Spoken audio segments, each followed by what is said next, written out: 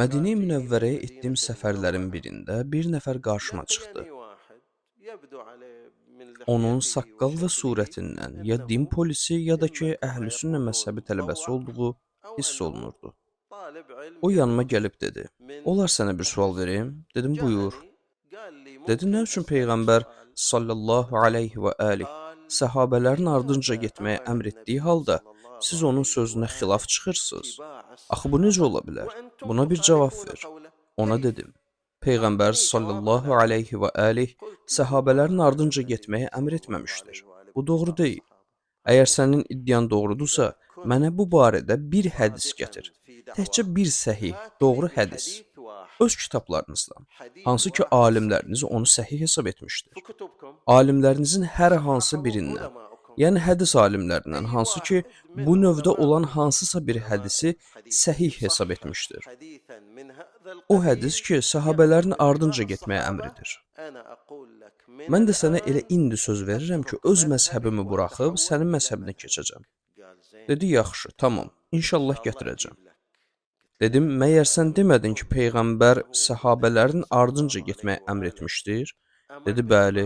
Dedim: "Bəs hansı hədisdə əmr edib? Hədisi gətir." Dedi: "Sonra gətirəcəm." Dedim: "Belə hədis heç yoxdur da. Bax, mən burada Mədinədə bir neçə gün qalacam. Məni Peyğəmbər məscidində işa namazından sonra görə bilərsən. Sənə də bir həftə vaxt verirəm. Bir dənə olsa belə hədis gətir." Dedi: "Mütləq gətirəcəm." Dedim: "Sən mənə sual verdiyin kimi, mən də sənə sual verə bilərəmmi?" Dedi: "Əlbəttə, buyur." Dedim: "Peyğəmbər sallallahu aleyhi və aleyh əhl-i beytin ardınca getməyi, əhl-i beytdən yapışmağı əmr edib. Necə ki, Qurani Kərimdən yapışmağı əmr etmişdir. Bəs siz nə üçün Peyğəmbərin bu sözünə xilaf çıxdınız və əhl-i beytdən başqalarından yapışdınız?" Dedi: "Deyəsən sən Səqələyn hədisini nəzərdə tutursan." Dedim: "Bəli, Səqələyn hədisini nəzərdə tuturam. Bildiyiniz kimi Səqələyn hədisi Peyğəmbərin sallallahu aleyhi və aleyh buyurduğu bu kəlamıdır. Həqiqətən də sizin aranızda iki ağır əmanət buraxıb gedirəm və ya sizin aranızda iki ağır əmanət qoyub gedirəm. Allahın kitabı və itirətim olan əhl-i beytim.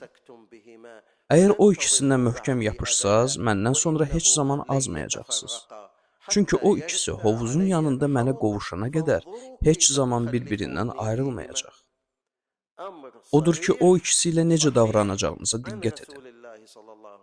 Bu əmr Allah Resulü sallallahu aleyhi və aleyh tərəfindən gələn açıq-aydın əmr və səhih hədisdir. Dedi: "Yox, bu hədis zəifdir. Albani bunu zəif bilmişdir." Dedim: "Dediklərinə ehtiram əlaməti olaraq deyim ki, Albani bunu zəif bilməmişdir. Əksinə, Albani bunu səhih bilmişdir. Bunu Silsilətü Əhadis Səhiyyə kitabında da qeyd etmişdir. Ha belə demişdir ki, bunu bundan əvvəlki kitabımda da səhih bilmişəm. O da Albaninin Səhih Cami-ü's Səğir kitabıdır. Belə ki, o bir dəfə Küveytə dəvət edilmişdi. O da Küveyt Universitetinə getmişdi. Deyir ki, tələbələr ona etiraz etmiş və bu hədisi nə üçün səhih bilmirsən demişlər. Deyir, mən də dedim ki, bu hədisə yenə də müraciət edərəm. Çünki bunu uzun illər əvvəl səhih bilmişəm. Buna yenidən diqqət yetirərəm. Baxaram görüm səhihdir yoxsa yox. Albani deyir, beləliklə də bu hədisə yenidən diqqət yetirdim və onun səhih olduğunu gördüm. Deməli, Albani bunu Səhih Cami-ü's Səğir kitabında səhih bilib. Daha sonra hədisə yenidən müraciət etmiş və nəticədə Silsilətü Əhadis Səhiyyə kitabında da səhih bilmişdir. Həmin şəxs dedi, Albaninin sözünü götürmək olmaz. Dedim, maşallah, Albani Səqələyn hədisini zəif bildikdə onun sözünü götürürsən, səhih bildikdə isə sözünü götürmürsən? Dedi, bəli, onun sözü götürülmür. Dedim, lakin bu hədisi Hakim Nişapuri Müstədrək kitabında da nəql etmişdir. Dedi, xeyr, o da nəyi gəldi səhih bilir. Dedim, bəs Zəhəbi haqda nə deyirsən? İbn Teymiyyənin şagirdi olub, hansı ki səhih məsələsində daha ciddidir. O da bu hədisi Müstədrək kitabına yazdığı haşiyəsində səhih bilmişdir. O nə dedi? Heç nə, sustu və mat qaldı. Dedim, bəs İbn Həcər Ələsqalani haqqında nə deyirsən? Hansı ki onu hədis elmində möminlərin əmiri adlandırırsınız. O da bu hədisi Əl-Mətalib Əl-Aliyə kitabında səhih bilmişdir.